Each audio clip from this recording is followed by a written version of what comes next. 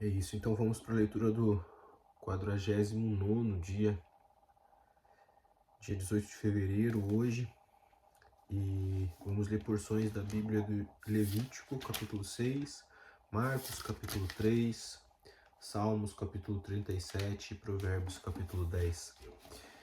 Seguimos na nossa saga de ler a Bíblia o ano todo, e aqui a gente começa a ver muita repetição, principalmente o livro de Levítico. O livro de Levítico é um livro muito chato, é o livro das leis, e é onde a maioria das pessoas para de ler a Bíblia.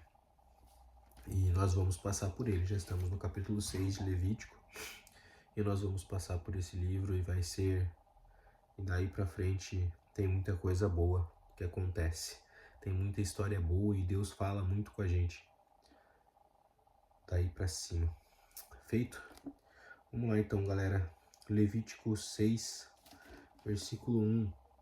O Senhor falou a Moisés dizendo: se uma pessoa pecar e cometer ofensa contra o Senhor, negando ao seu próximo o que lhes deu em seu depósito, ou como penhor, ou se roubar, ou se tiver usado de extorsão para com o próximo, ou se tendo achado objeto perdido, negar com falso juramento que o achou, ou fizer alguma outra coisa de todas em que se costuma pecar, será, pois, que tendo pecado e ficado culpada, essa pessoa restituirá aquilo que roubou, ou extorquiu, ou o depósito que lhe foi dado, ou o perdido que achou, ou tudo aquilo que jurou falsamente. Restituirá por inteiro e ainda acrescentará a quinta parte.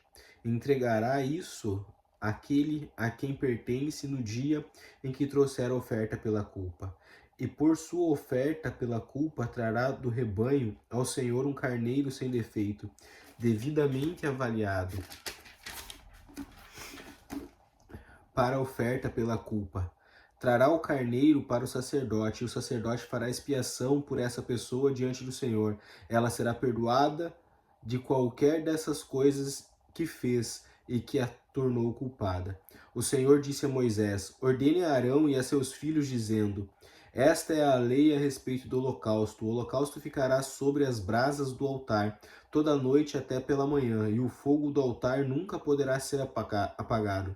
O sacerdote vestirá sua túnica de linha e os calções de linho sobre a pele nua, e levantará a cinza quando o fogo houver consumido o holocausto sobre o altar, e a colocará ao lado do altar. Depois despirá as suas vestes e porá outras roupas, e levará a cinza para fora do arraial a um lugar puro.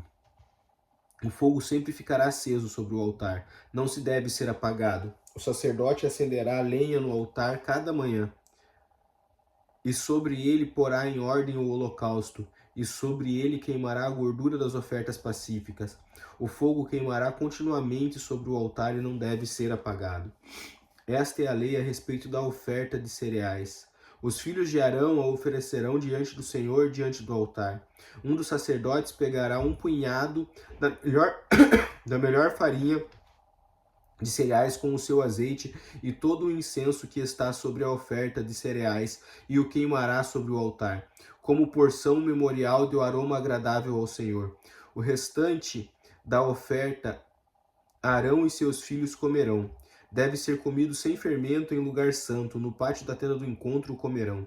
Isso não poderá ser preparado com fermento, é a porção das minhas ofertas queimadas que dei aos sacerdotes.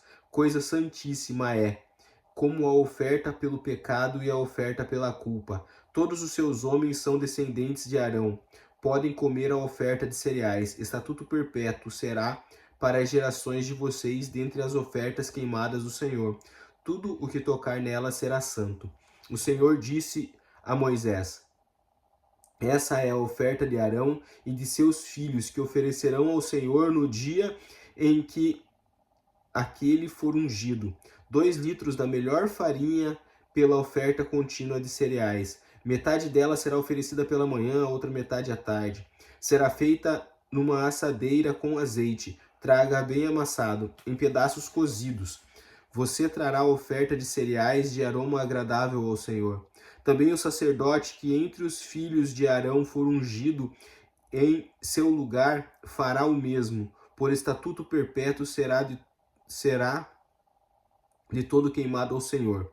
Assim, toda a oferta de cereais trazidas por um sacerdote será totalmente queimada, não poderá ser comida. O Senhor disse a Moisés: Fale a Arão e a seus filhos, dizendo: Esta é a lei a respeito da oferta pelo pecado. O animal que é a oferta pelo pecado será morto no lugar onde são mortos os animais oferecidos em holocausto, diante do Senhor. Coisa santíssima é. O sacerdote que a oferecer pelo pecado a comerá, no lugar santo se comerá, no pátio da tenda do encontro. Tudo que tocar a carne da oferta será santo, e se alguém aspergir desse sangue sobre a sua roupa, você terá de lavar aquilo que o sangue caiu no lugar santo, e o vaso de barro em que a carne for cozida será quebrado. Porém, se for cozida num vaso de bronze, esse vaso deverá ser esfregado e lavado com água. Somente os homens da linhagem sacerdotal poderão comer dessa carne, coisa santíssima é. Porém, não se comerá nenhuma oferta pelo pecado cujo sangue se traz à tenda do encontro, para fazer expiação no santuário. Essa terá de ser queimada no fogo. Essa é a lei a respeito da oferta pela culpa. Coisa santíssima é. O animal que é oferta pelo pecado será morto no lugar onde são mortos os animais oferecidos em holocausto, e o seu sangue será aspergido sobre o altar, ao redor. Dessa forma se oferecerá toda a gordura, a cauda e a gordura que cobre as entranhas, também ambos os rins e a gordura que está sobre eles, junto aos lombos, e a membrana sobre o fígado, que deve ser tirada com os rins. O sacerdote queimará sobre o altar em oferta queimada ao Senhor, é oferta pela culpa. Todos os homens da linhagem sacerdotal podem comer dela. No lugar santo se comerá, coisa santíssima é. Como a oferta pelo pecado, assim será a oferta pela culpa. Uma única lei haverá para elas. Será do sacerdote que com ela fizer expiação. O sacerdote que oferecer o holocausto de alguém terá o couro do holocausto em que oferece. Também toda a oferta de cereais que for assada no forno, ou se preparar na frigideira e na assadeira, será do sacerdote que a oferece. Toda oferta de cereais amassadas com azeite ou seca será dos filhos de Arão. Cada um receberá a sua parte. Esta é a lei a respeito das ofertas pacíficas que alguém pode oferecer ao Senhor. Se fizer por ação de graças, como a oferta de ação de graças, trará bolos sem fermentos amassados com azeite, pãezinhos sem fermento, bem finos e untados com azeite, e bolos feitos da melhor farinha bem amassada com azeite. Com os bolos trará por sua oferta pão levedado com o sacrifício da sua oferta pacífica por ação de graças. E toda oferta trará um bolo por oferta ao Senhor, que será do sacerdote em que aspergir o sangue da oferta pacífica. Mas a carne do sacrifício de ação de graças da sua oferta pacífica se comerá no dia do seu oferecimento, nada se deixará até a manhã seguinte. E se o sacrifício da oferta de alguém for voto ou oferta voluntária, no dia em que oferecer o seu sacrifício se comerá, e o que dele ficar também poderá ser comido no dia seguinte. Porém, o que ainda restar da carne do sacrifício ao terceiro dia será queimado. Se da carne do sacrifício pacífico se comer ao terceiro dia, aquele que ofereceu não será aceito, nem lhe será atribuído o sacrifício. Coisa abominável será. E a pessoa que dela comer levará a sua iniquidade. A carne que tocar alguma coisa impura não se comerá, será queimada. Quem estiver puro poderá comer a carne do sacrifício. Porém, se alguma pessoa, tendo sobre si impureza, comer a carne do sacrifício pacífico que é do Senhor, será eliminada no meio do seu povo. Se uma pessoa tocar alguma coisa impura como impureza humana, ou um animal impuro, ou qualquer impureza abominável, e comer da carne do sacrifício pacífico que é do Senhor, será eliminado do meio do seu povo. O Senhor disse a Moisés: Fale aos filhos de Israel, dizendo: não comam da gordura do boi, nem de carneiro, nem de cabra, a gordura do animal que morre por si mesmo e a do animal que é dilacerado por feras podem servir para qualquer outro uso, mas de maneira nenhuma poderá ser comida. Quem comer a gordura do animal, do qual se trouxer ao Senhor oferta queimada, será eliminado do meio do seu povo. Não comam sangue em qualquer das suas habitações, quer seja sangue de aves, quer seja sangue de gado.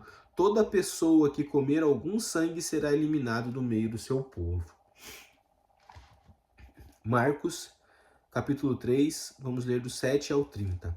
Jesus se retirou com os seus discípulos para o mar. Uma grande multidão o seguia. Eram pessoas que tinham vindo da Galiléia, da Judéia, de Jerusalém, da Idumeia e do outro lado do Jordão e aos arredores de Tiro e de Sidom, porque ouviram falar coisas que Jesus fazia.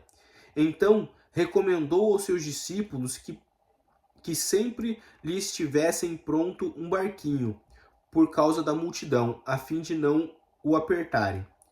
Pois curava muitas pessoas, de modo que todos tinham alguma enfermidade, se esforçavam para chegar perto, a fim de poderem tocar nele. Também os espíritos imundos, quando viam, prostravam-se diante dele e gritavam: você é o Filho de Deus. Mas Jesus lhes advertia severamente que não expusessem a publicidade. Depois, Jesus subiu ao monte e chamou os que ele quis, e vieram junto dele. Então designou 12, aos quais chamou de apóstolos, para estarem com ele e para os enviar a pregar, e a exercer autoridade e a expulsar demônio.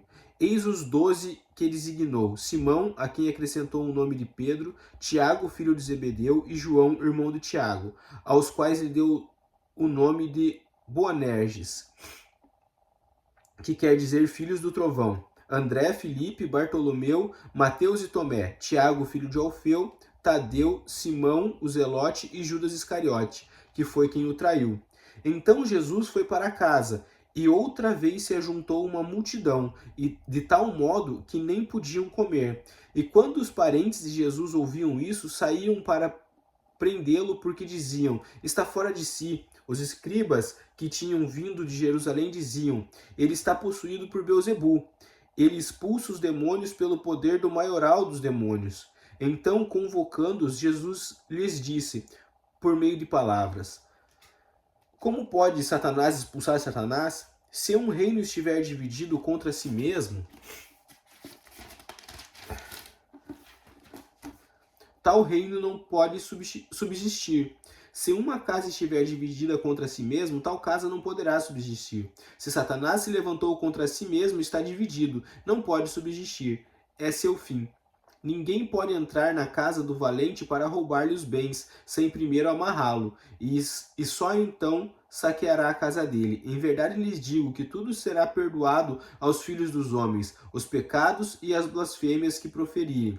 Mas aquele que blasfema contra o Espírito Santo nunca terá perdão, visto que é réu do pecado eterno. Jesus disse isso porque diziam: está possuído por um espírito imundo. Agora vamos ler Salmos 37, do 1 ao 11. Não se irrite por causa dos malfeitores, nem tenha inveja dos que praticam iniquidade, pois em breve eles secarão com a relva e murcharão com a erva verde. Confie no Senhor e faça o bem, habite na terra e alimente-se da verdade. Agrade-se do Senhor e ele satisfará os desejos do seu coração. Entregue seu caminho ao Senhor, confie nele e o mais ele fará. Fará com que a sua justiça sobressaia como a luz e que seu direito brilhe como o sol do meio-dia. Descanse no Senhor e espere nele. Não se irrite por causa daquele que prospera em seu caminho, por causa do que realiza os seus maus desígnios. Deixe a ira, abandone o furor, não se irrite. Certamente isso acabará mal, porque os malfeitores serão exterminados, mas os que esperam no Senhor possuirão a terra. Mais um pouco de tempo e já não existirão os ímpios. Você procurará no lugar onde eles estavam e não os encontrará. Mas os mansos herdarão a terra e terão alegria na abundância de paz. Provérbios 10, versículos 3 e 4. O Senhor não deixa o justo passar fome, mas rechaça a avidez dos ímpios. Quem trabalha com a mão ociosa fica pobre, mas o que trabalha com diligência enriquece. Tá feito. Mais um dia completo. Mais um dia completo. Quarta-feira, 18 de fevereiro, 49º dia. Tá feito, galera. Seguimos. Amanhã tem mais. Deus abençoe a todos. Um grande abraço.